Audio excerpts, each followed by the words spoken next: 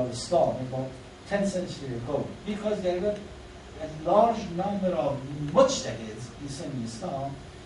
They decided at that time to limit these numbers of schools of mujtahid to 4, and that is 4 major Sunni schools. I mean Hanbali, Shafi'i, Maliki, and Hanafi. The number is much more than that. I mean, if you check the history, but they decided to limit that, somehow to regulate them, because it was out of hand. Every mujtahid used to issue a fatwa, and nobody, I mean, you can understand what they should do. It was a kind of regulating the process of ijtihad. It somehow closing the gate of ijtihad has its own benefits, regulating, but it has some shortcoming as well in Sunni Islam, and that is about new advancement, new questions, new situations, what we should do. And they couldn't come up with,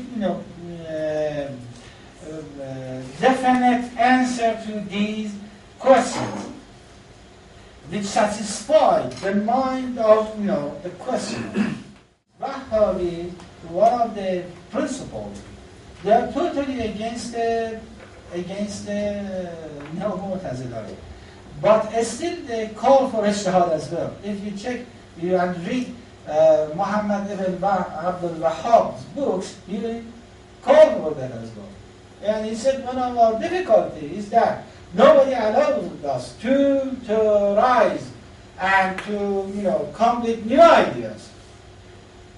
In Shia, ijtihad has its own long tradition, near to, I don't know, the 14th century, and from the beginning up to now. It's quite normal in the Shia sequence. In Neo-Mu'tazilites, they call for that. But we have to remember there are differences. Although the term that they use, I mean the same term, we have to do ijtihad. But the ijtihad that these Neo-Mu'tazilites, they call for, it is not the traditional ijtihad which practices by Shia in Islam, or even the Wahhabi Islam. It is not the traditional ijtihad. Traditional, as a mujtahid, when there is some question forwarded, for instance, to me, I go to the sources. I check the Quran, I check the Ahadith, I check depending to different schools and methodology. Sunnis, for instance, they use qiyas, they use ijma, Shia, they use reason, and so on and so forth, every school. But these Neo-Mu'tazilites, they didn't call for that. Rather, they call to do ijtihad, not in the surface and traditional Islam, rather in the aim of Sharia, or we call it as maqasid al-Sharia. They call for that. They said we do have to do ijtihad, not to check the one verse of the Quran or the second verse of the Quran or this tradition or that tradition. Yes, we check that, but we have to penetrate and to go deeper from these sources to the foundation layer of the teachings of Islam. And for them, these foundations are justice, brotherhood, and something like that, which are universal, as we can see.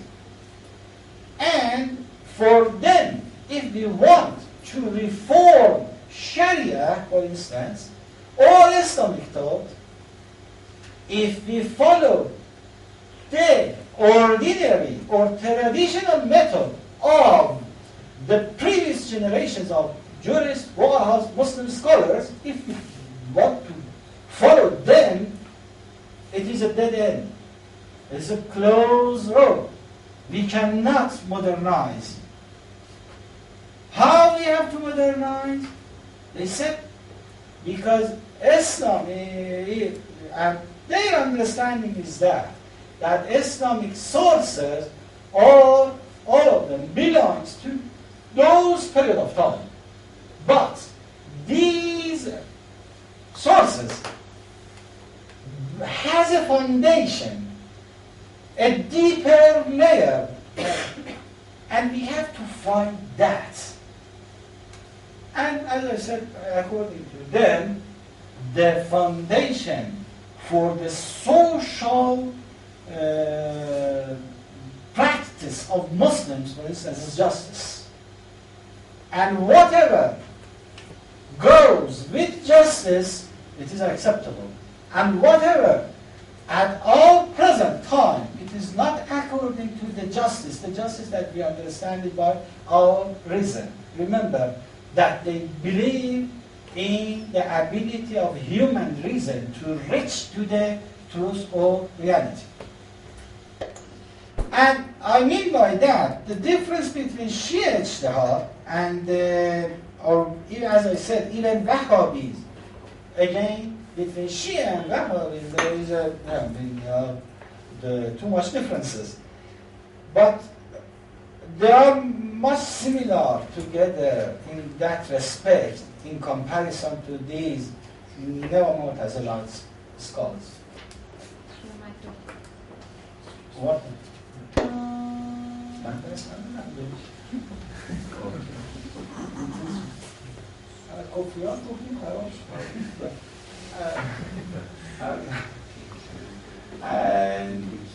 And by this call for reopening the gate of Ijtihad, actually they wanted to present Islam in a way that can be understood by outsiders. Somehow to present, it is a kind of apologetic reaction. For me, anyhow, we can discuss that.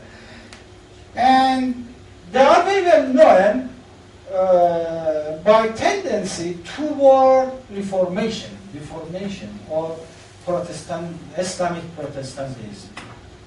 And if you read that debate between Sayyid Jamal Afghani and Ernest Renan, the Islamists of French Islamists of 19th century, when he attacked, Renan is attacked Islamic values and Islam in general, the reaction of Sayyid Jamal Afghani, if you read that, is that he said that if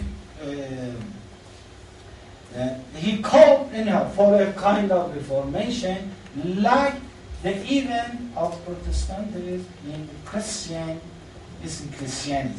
He said that we have to go to that direction.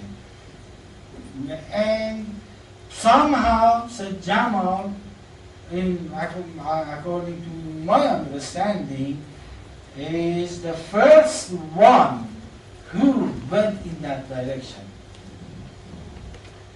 So, these group of scholars, known as neo-Mu'tazilite, because more or less they have the same principles as the classic called Mu'tazila, to redefine and to reinterpret the Quranic values and verses of the Quran. They, as I said, they said we cannot accept it as such, and they have to come up with the methodology. And here the question is that the question of methodology, how do you want to do it? And they come up with some principles.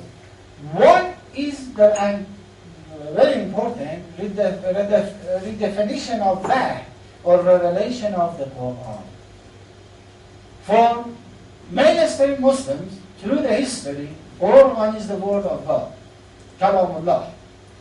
And every single word of the Quran revealed by Allah Ta'ala And somehow the role of prophet was to deliver that.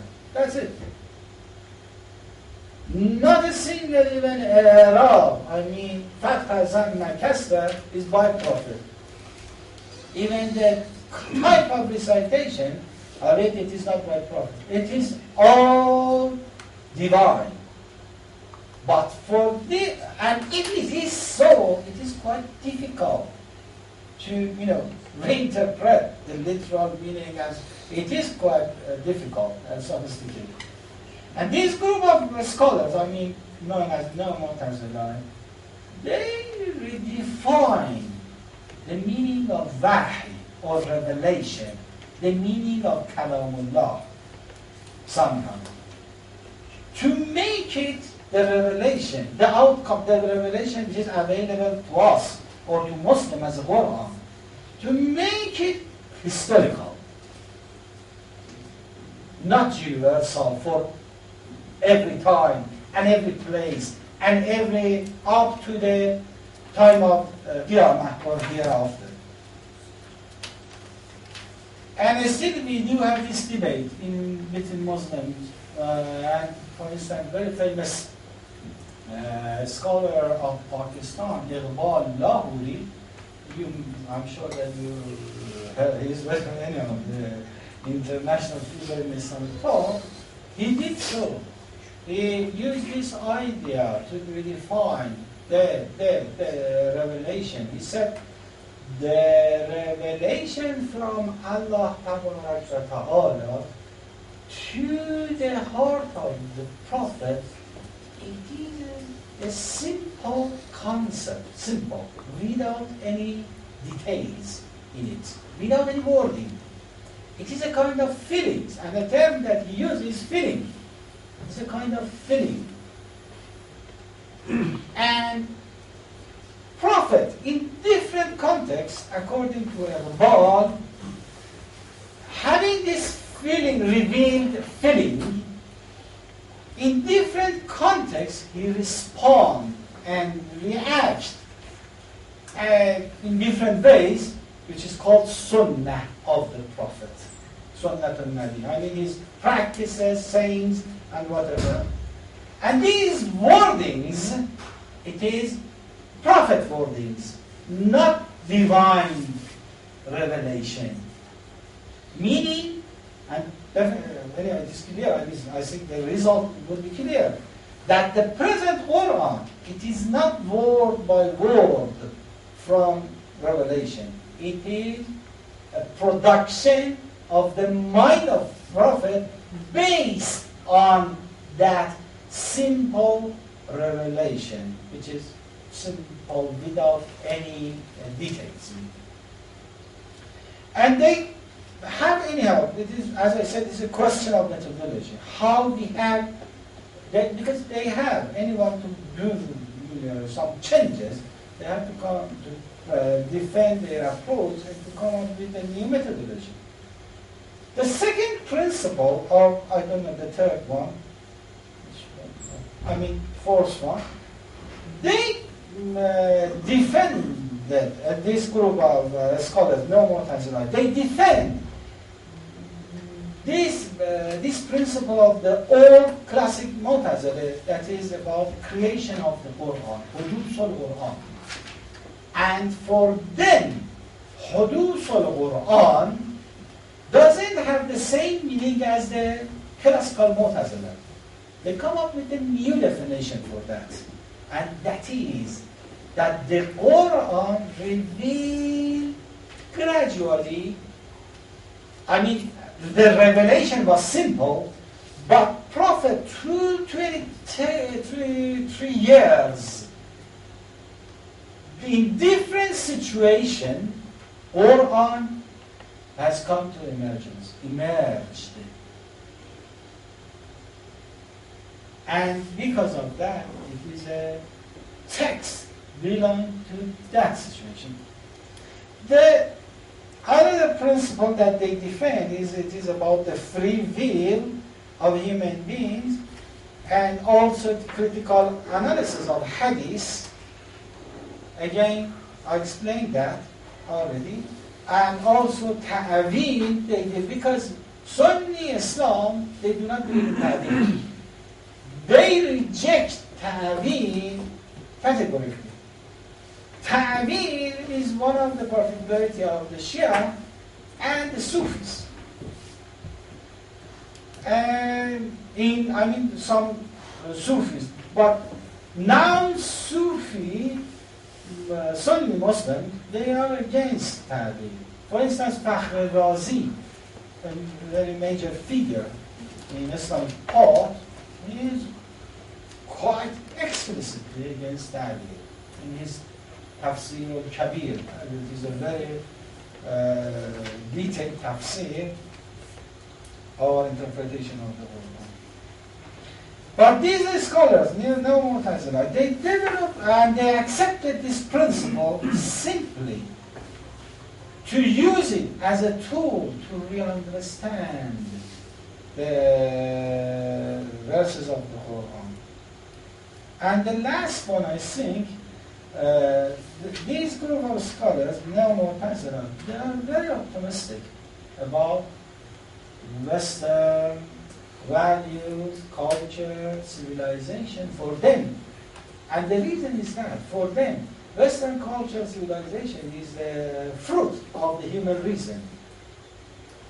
And because they believe in that, in human reason, somehow they are very optimistic, and they compare themselves in that respect with the time of Bayt al-Hikmah at the 2nd century of Islam, the time that large number of books translated from Greek language or other languages to Arabic language. They compare themselves as a medium, as a bridge between civilizations. Can I break in at that point? Are you gonna? No, I'm going to finish. Okay, sure. I'm going to finish. Sorry. Who first coined this term? No Mu'tazila. Who first coined that? Who first used that? Huh? It is a question for me. I'm looking here and there. I think it was the first time in Egypt. It was through the debate between I don't know whether it is readable or not. It was through a debate between Muhammad Abdu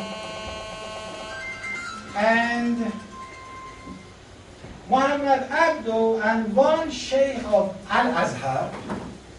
And in that debate,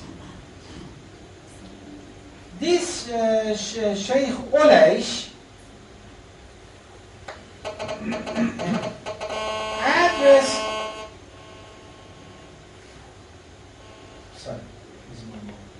addressed Abdu, and he said, where is that? If Abdu had given up Ash'arite teaching to follow the Mu'tazilites, because he defended Muhammad Abdu, the disciple of Jamaluddin Afghani. Later he became the Sheikh of Azhar. That Ulaysh asked him whether he gave up the Ash'arite and started to follow the Mu'tazila. Because Abdu has a book, it is called Risalatul Tawheed.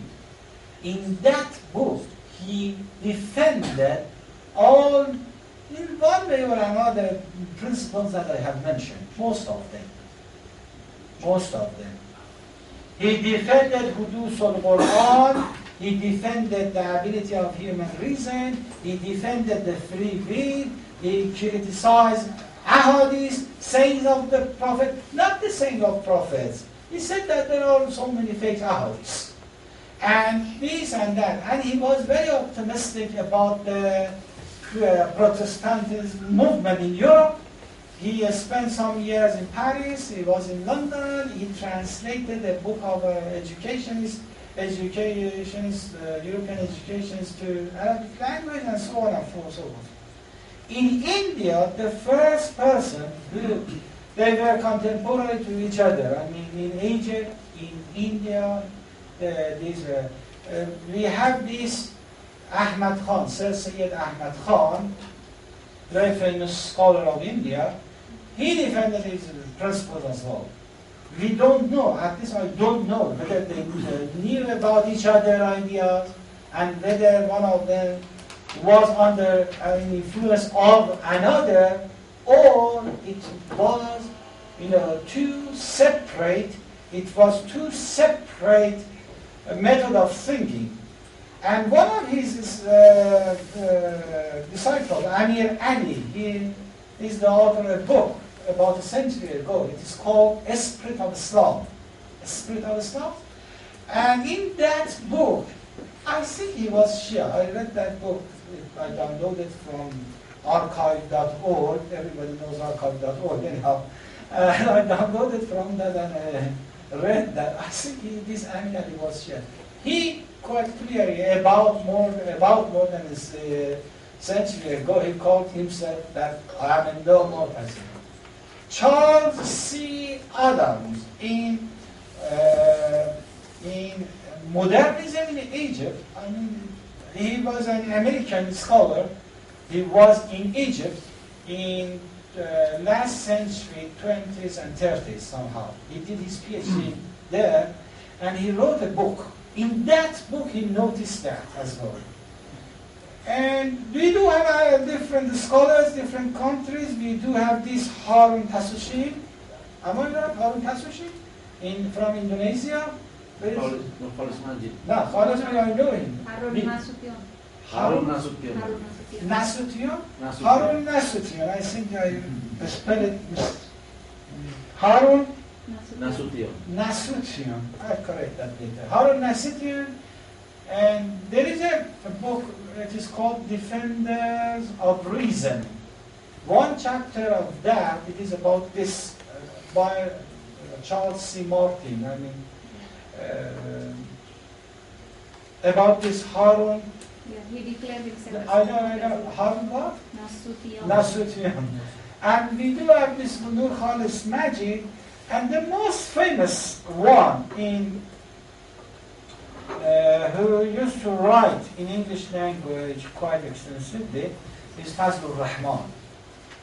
And Fazlur Rahman summarized somehow in his introduction to Islamic modernism, in that 20 pages, first 20 pages of that book, I'm not talking about the whole book.